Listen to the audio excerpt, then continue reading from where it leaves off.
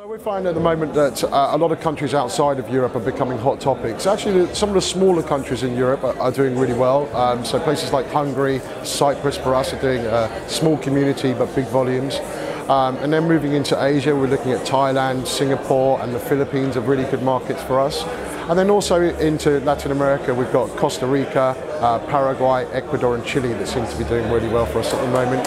And it's just because market changes and it's an emerging market, and it's a market that is just becoming feature rich in terms of phones.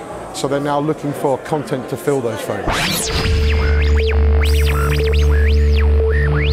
So actually it's interesting because it kind of does run to form actually. So you've got, in Asia it's all about gaming, they love their gaming, and actually the English Premier League as well is a popular scenario as well. So fantasy football type products as well as video downloads, and I think video downloads now are becoming very popular generally across all of our territories, and it's a requirement from the operators as well.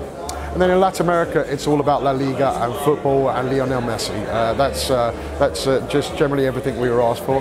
But again, going back to the original statement of richer content, and actually in terms of that, it would be video downloads and video content. And it might be short clips, full-length movies. It's whatever can consume a period of time for a person.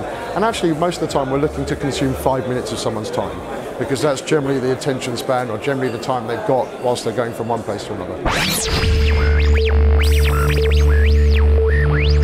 So I suppose challenges are generally, when you're looking at these markets, is specifically Latin America, is payment terms are a little bit more elongated, but the payments are good, the return on investment is good. Regulatory process is generally done by the operator rather than a regulator, so you get a bit more of a free run in terms of the way you can approach things. So although we do have complications in these markets, they're generally a lot softer than they are in our mainstream European markets.